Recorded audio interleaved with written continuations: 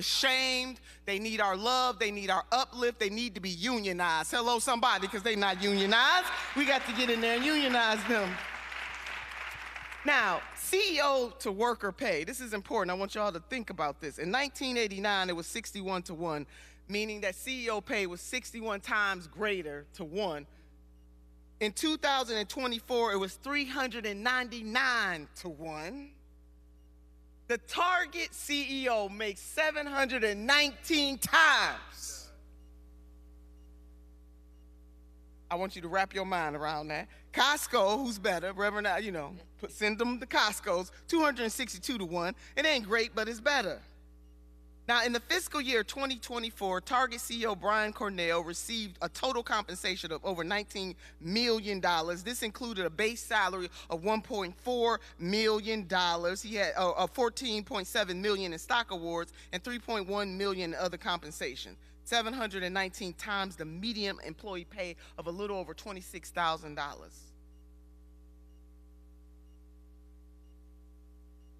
We can't play these games with these people. And it is immoral, it is righteous that we are in the house of the Lord talking about how black people organized from the get-go was in the Christian church. Target don't love us, and Target got to be made an example of because, as Dr. Brian laid out, he the one that made the promise. So now you can't promise me the Mercedes and the house, and then I come find out my name ain't on the deed. You can't promise me the Mercedes and then it's depreciating every single day. And as T and I said, you can't love me at night and won't take me out in the day. Hello? That's Target. They played on our sympathies when this CEO came out and said that George Floyd could have been one of his employees. Now, he was telling the truth at the time, but what I want to know from the CEO of Target, what changed from 2020 to 2025? Don't bend the bigotry. And that is exactly what he did. That is what so many of these people did. But I want the black community to know tonight as I center you and those who are aligned with us that when we move, the whole nation moves. When we move, we are the moral consciousness of this nation. When we move, they move. So we got to move. And we must not forget the workers at Target. We have to collectively figure out a way, because see, what's going to happen is their market share continues to go down as they continue to be indicted in the world of the public. The next thing this dude going to come say is he going to lay off some employees. They already took their bonus. See, we got to be a step ahead of him. What I want to know is when he going to give up 1,719 times the pay that he makes. Right. There is purchase in our power, and all of these other corporations, they shaking in their boots because they know we coming for you next. That's right.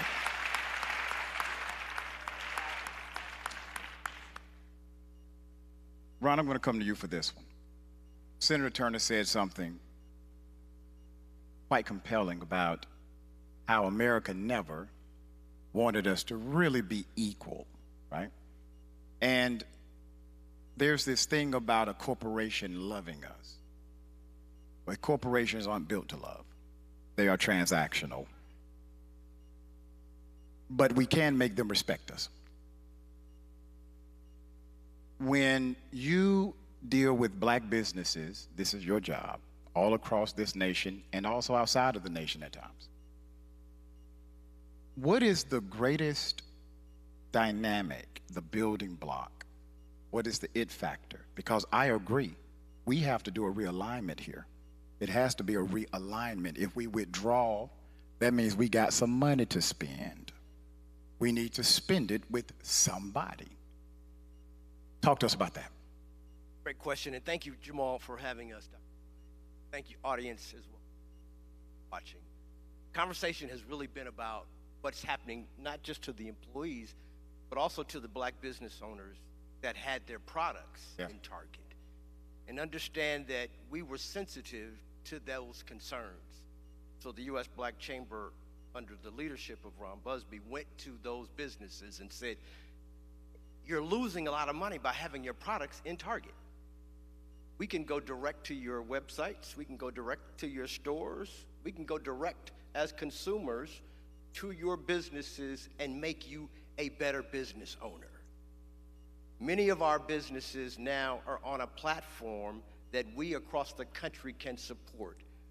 When asked generally in America, more than 80% of Americans think that DE&I is good. More than 70% of Americans say if the products were the same, a black product and a white product, under this climate, they would continue to support black products. We as black consumers have to hear that. We've got to be able to support our own. We talk a lot about the trillions of dollars that black businesses can market to black people. The majority of that leaves our communities, and we've been talking about that for decades. But this movement has allowed us to now talk about how do we keep that dollar in our community to ensure that our communities and our businesses and our families have the structure and the long-term sustainability. So what you have now seen is that people that are under the age of 40 years old, that are black and or white, are saying at least once a week, I'm looking for black products. At least once a week.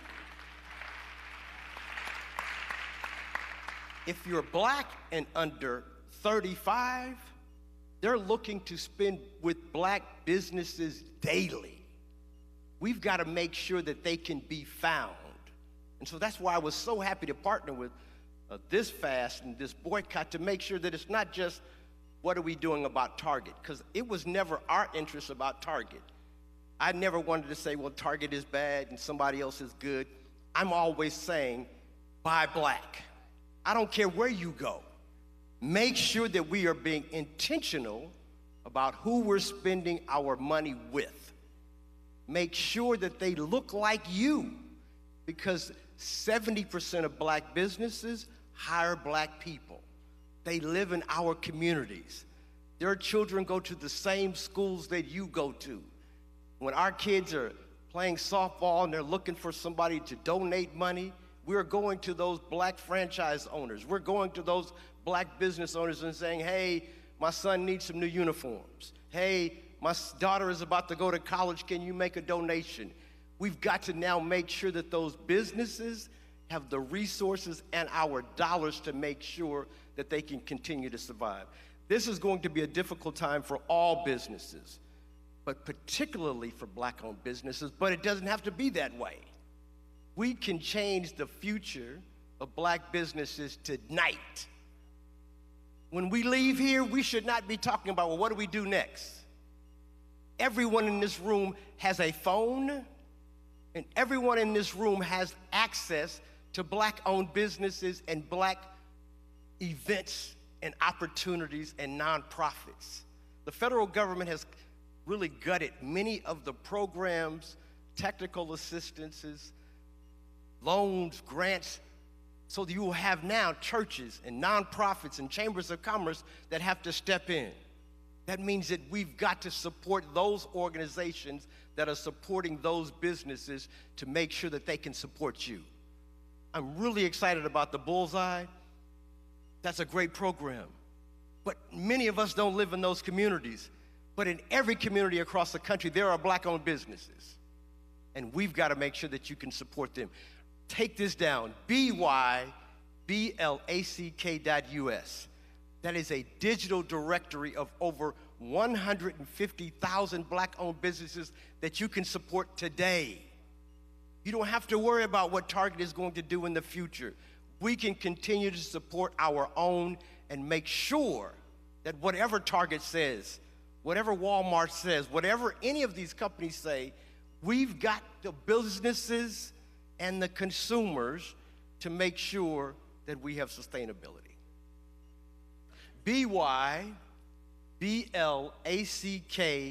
byblack.us. We can't spend our way out of this, but we can support each other to make sure that we get through this. And that's where you can find it. Well said. So you're saying it's a paradigm shift, a mind shift. Start thinking differently. Now, that part, and I'm going to come to you, Doc. It's a mind thing.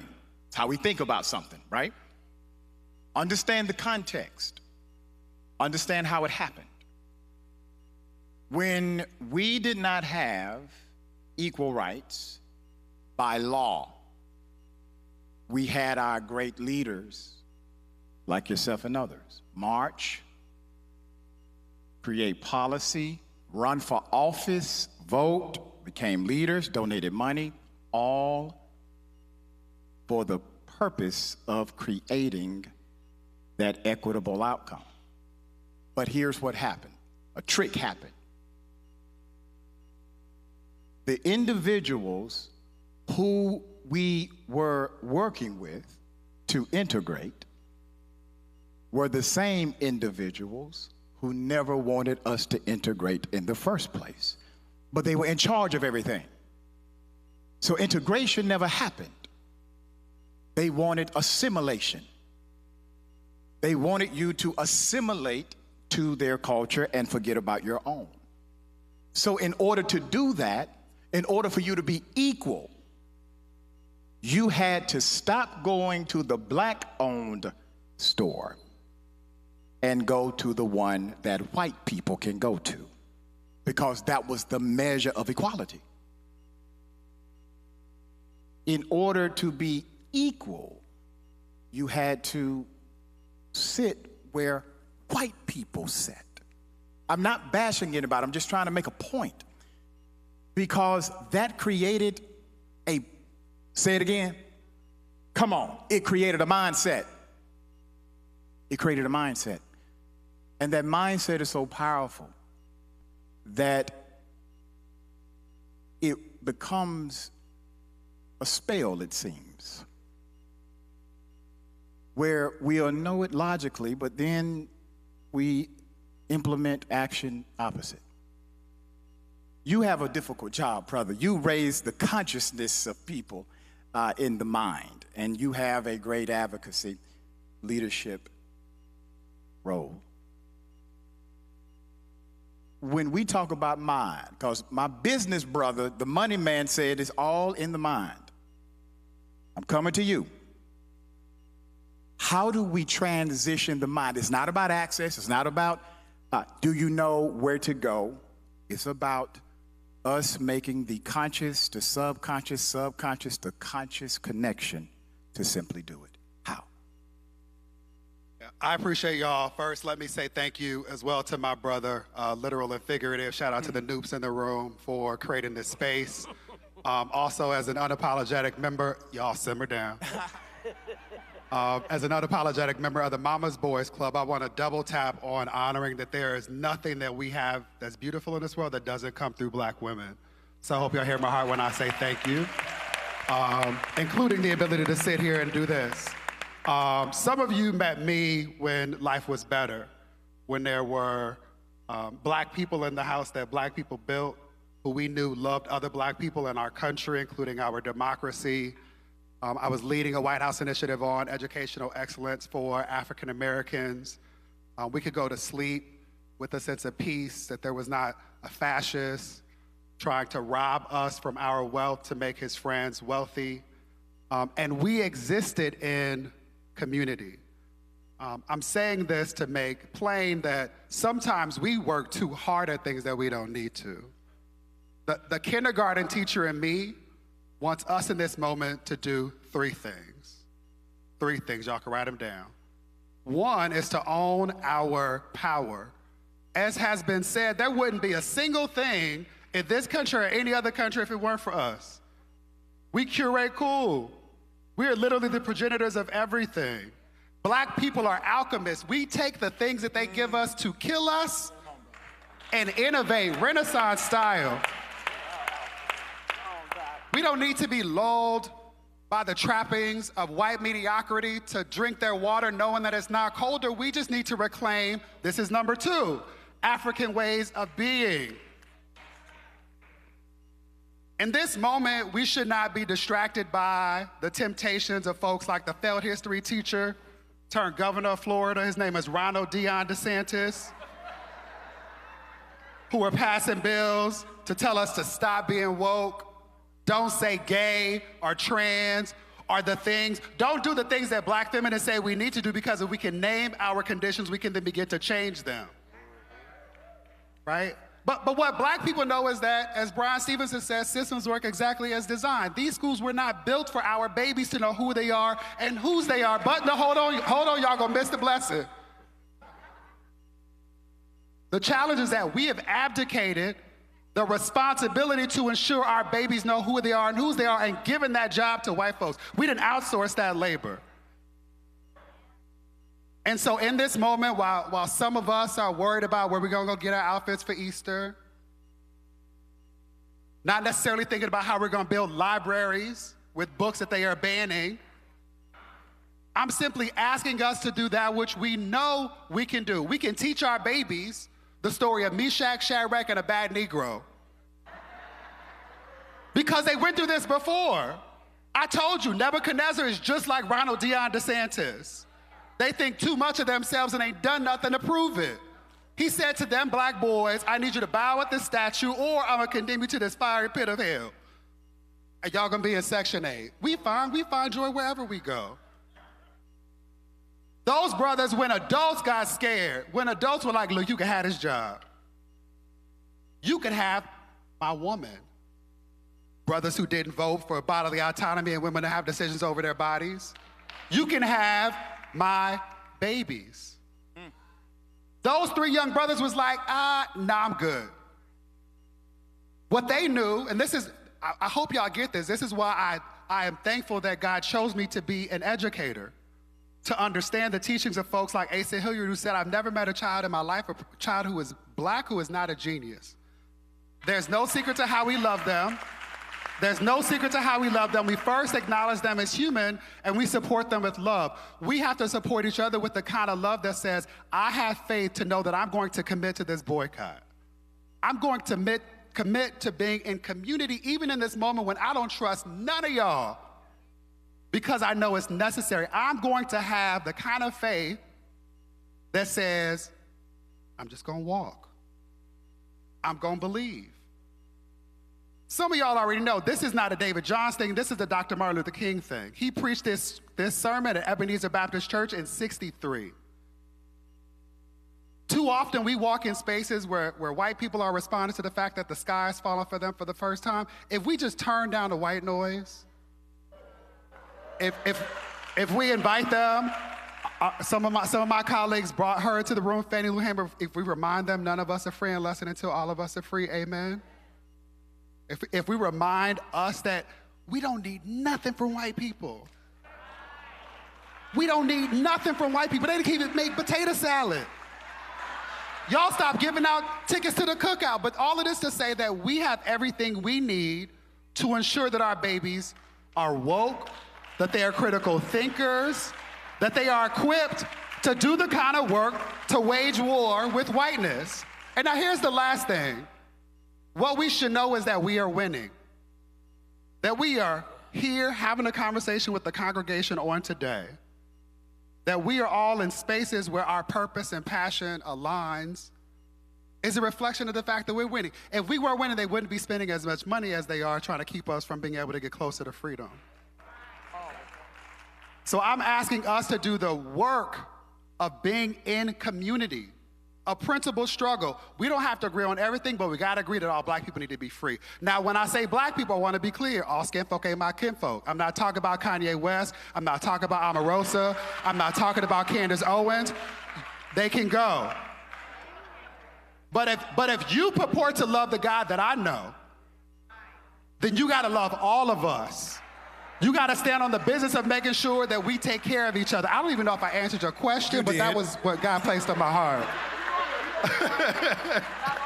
Love all of us. That's the point.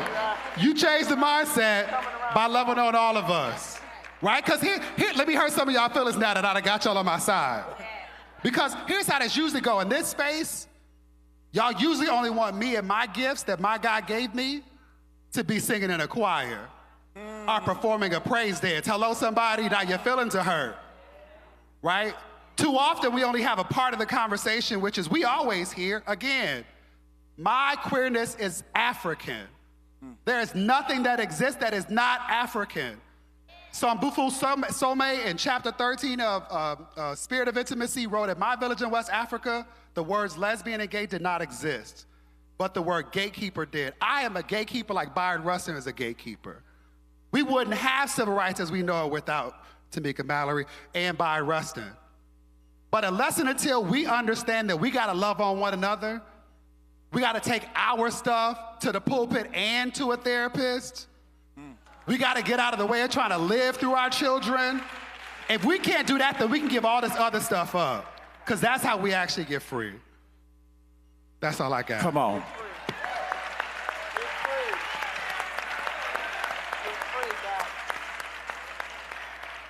I told y'all the brother raises the consciousness. God bless you, brother. I have been told we are in our Q&A phase. All right. How are we going to do this? I want to make sure we got a mic here. How many mics we got? They'll just And stand in here. the center. We'll send them into the center. Move around. Okay. All right. Y'all want them to raise the hand, stand up? Yeah. All right. I'll hold it. I'll hold it. All right. Hello, thank you all for being here. It's very exciting. I'm very glad you're here. I'm Pamela Chance, been a member of New Birth since '92.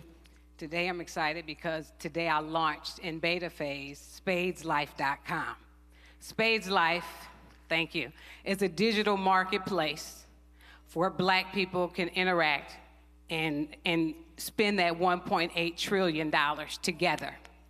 So Buy Black US is wonderful, but you can't search for a shirt or search for a nail or search for a screw. And that's the difference. It's shaped like Amazon. It's shaped like Etsy. And I'm very excited that it launched today. And we want to, Brother Busby, offer all of the thousands and thousands of members of the U.S. Black Chamber, like myself, free membership on the directory. Wow. So that everybody is represented and everybody can be searched. So just want to announce that today. My question is, given where we are in this environment, what is the best way you feel to communicate and redirect the dollars towards ourselves? And I'm just curious what each of you might have to say, because there's a lot of things out there, but they're all really, really hard to get to. So what do you recommend? That's a great question, and thank you for that question. You know, after the murder of George Floyd, we all got together then and we're saying the same thing. What do we do as a community? And there was no place for us to go to find Black businesses, Black banks, Black churches. So we partnered with Buy Black to implement a program to be able to find Black businesses. During the murder of George Floyd was the same time that COVID was going on. We lost 41% of all Black-owned businesses in this country between the months of February and April of 2020. And when we surveyed them, they said it wasn't because they were in the wrong business. It wasn't because they had lack of information or lack of capital. It was lack of information. And so the U.S. Black Chamber, along with the Black media, Black press, said that we've got to make sure that we give information to our communities through trusted sources that are reliable, that we have grown to know. And so that's why the U.S. Black Chamber acquired the National Association of Black-Owned Broadcasters 3 years ago, which represents 170 Black radio stations and Black TV stations. In today's conversations about information, social media, but more importantly, the Black press has always been here to tell us where to go, what to do, and more importantly, the news that is changing our communities and our companies going forward. And so I would tell people there's no reason for us not to say now that we don't know where to go or we don't have the information, because it is available. On the front page of all of our papers this week will be the announcement that the boycott continues all over the United States. I would hope that everyone would subscribe to a Black newspaper, a Black-owned newspaper, subscribe to an economic development program, because the consciousness that we need has to be constantly fed. Yep. You can come to the event and get that consciousness and then go lose it tomorrow. because we are bombarded with all the negativity. We're bombarded with all of the disgust and hopelessness. And, you know, I think that tonight and tomorrow going forward, we should be just more conscious about how we can help one another as brothers and sisters in the community. I think that we can attain and gain a lot more ground, even during this period, if we turn to each other rather than turning on each other. Amen. I know we have a lot of people, okay? And I want to be fair. Obviously, 15 minutes is not enough time, but we're going to be here. So if your question cannot get answered, if you don't have time to do it in the line. I have a suggestion with all these people. Just let them ask their question. Yeah. And then in the end, we'll try to. Yeah, give we'll an just stay here. All right. So I'm going to go where? Right here in the middle. We're going to stay in the center. There I'm you going to go. bring them over Okay. here. All right, state your name. My name is Peyton Moore, son of Willie Moore Jr. I'm 16 inside high school. Yes, sir. My question is, I have a question before my question. How many people are 16 a year? What was the question? 16. How many people are 16 years of age in here? As you can see, I'm the only one inside here who's 16. Now, how do we ensure as young people that we can push this movement and also plant the seeds as a community that we keep pushing the narrative? Because a lot of times what I see on social media, if I go on my social media, all I'm going to see is negativity, something else that's just pushing the narrative of what the government wants to see. What the government wants to see is twerking, drugs, weed, money, all this other stuff. But we never push the narrative of this. As you can see, there's nobody in high school inside here except for me.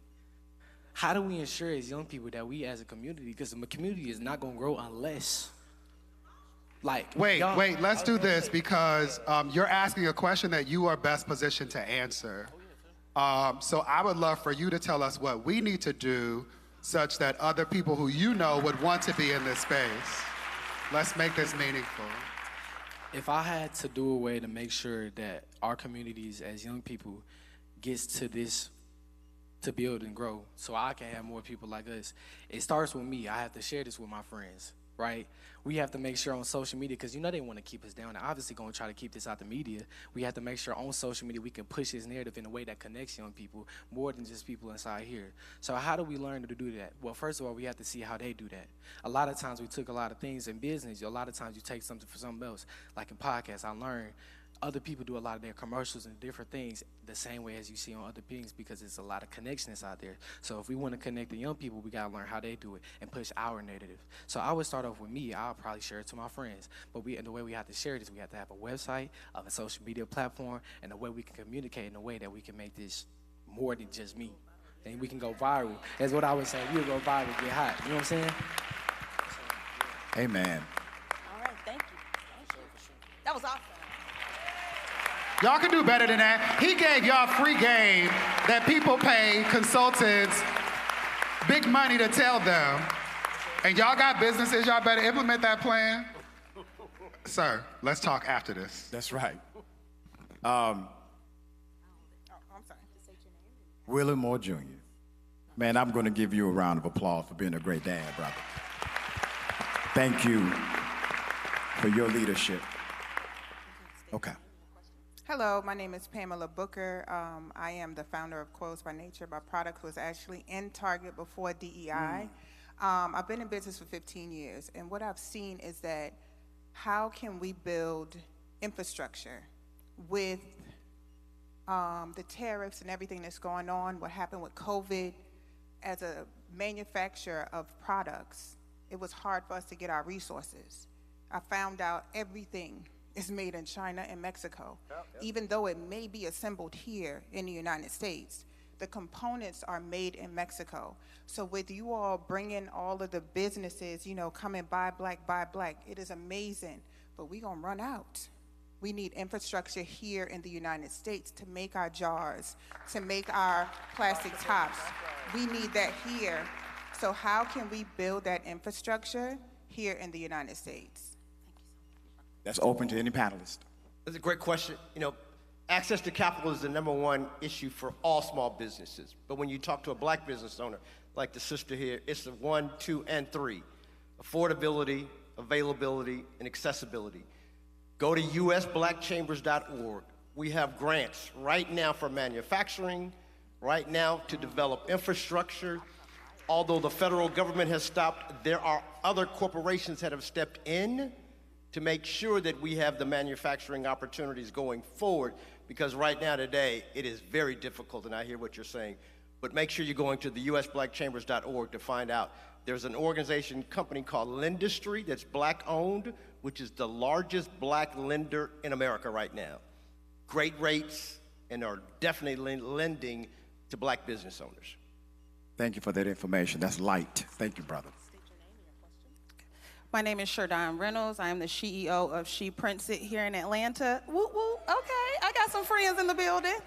I just wanted to first thank Jamal Bryant so much for this opportunity, and also note that one of the things that stands out to me is that Proverbs 18:21 said there's power in death in the tongue, like life and death in the tongue.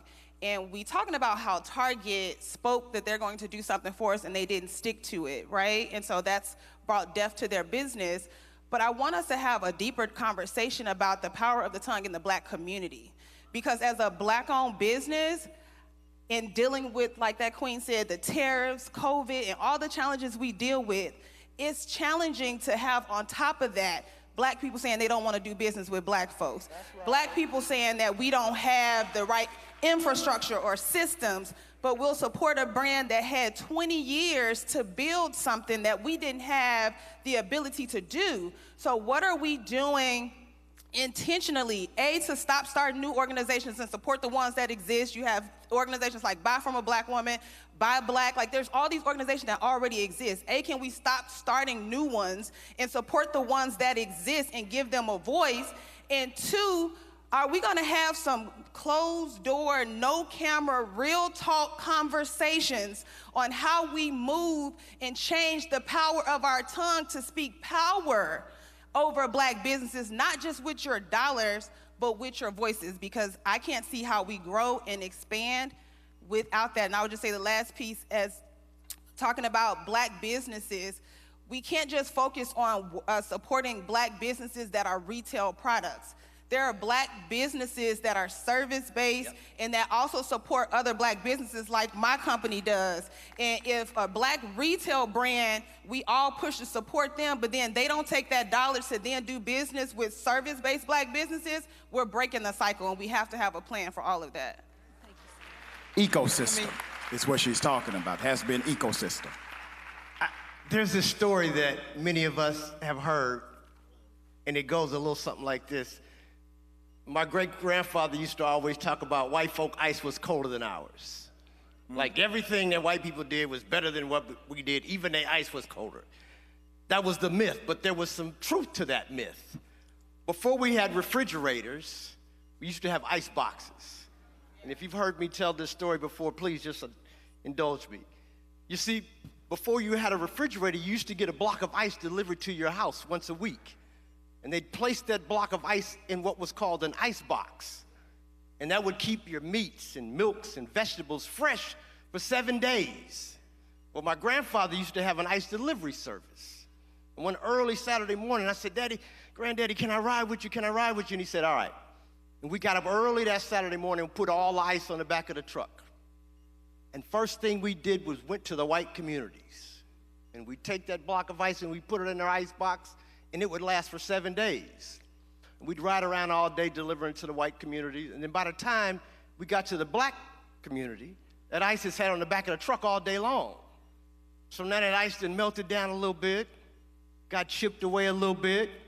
So by the time it got into our ice boxes, it literally only lasted for 5.5 days. So there was some truth to the fact that white folk ice was colder than ours. Because on Friday night, we would have to go to the white establishments to get a cold Coke or an ice drink. But because of a black man, we created the refrigeration. So understand this. I can get cubed ice, I can get crushed ice, I can get filtered ice, hell, I can get colored ice. Cussing Christians. And when we start thinking about our businesses in the same vein, we no longer have to be concerned about what white folk are doing because our ice is cold enough now, guys. And when we start looking at our businesses and saying, I don't need you to give me a dollar product for 75 cents and then complain because I'm not getting that 85 cents worth of service. We've got to start paying our small businesses the price that is the price. They can no longer afford to be able to create manufacturing and grow their firms if we keep discounting them, if we keep asking for the brother hookup or the homegirl love. We've got to start doing the same things when we walk into their stores as we do when we walk into these white stores. Amen. We pay the price that's on the tag so that they can continue to make the profits to be able to grow their establishment. Amen. On that note, round of applause for our entire panel. Round of applause to you. Never forget you are creator beings. The greatest thing that can happen to a creator being is for them to take away your distractions and you are back into your creative mind. Let's bring back to the stage our dear brother and leader, Dr. Jamal Bryant. Come on, would you give it up for these brilliant lights? They glow in the dark. Come on, clap for them. Brother Rashad, come on, give it up. Brother Ron Busby. Senior statesman, Dr. Ben Chavis. Super bad sister number one, Tamika Mallory. The Honorable Dr. Nina Turner. Dr. Step on Toes, David Johns. We're so thankful. You may be seated for just one moment, just one moment. I want to say just a couple of things en route to our departure. First, are you glad you came out tonight? I hope that you are. Those of you who have not, particularly for those of you who are streaming, I want to pause and publicly appreciate Isaac Hayes III and fan base for streaming us on a Black-owned platform. I want to thank God, our dear brother and comrade Roland Martin, who is always in the trenches. Those of you who have not done so, it's an urgent imperative that you would register at targetfast.org. We need all of your contact information because we're going to be sending out e-blasts so that you will be updated as to what is taking place. We're going to be modifying the name of that website in not too many days so that the full boycott is encompassed in that. I want to say to you that we will be announcing to you our national organizing committee of those who work in a civil rights space and grassroots space for accountability. Tamika always says, always be a group in the meeting to hold us accountable because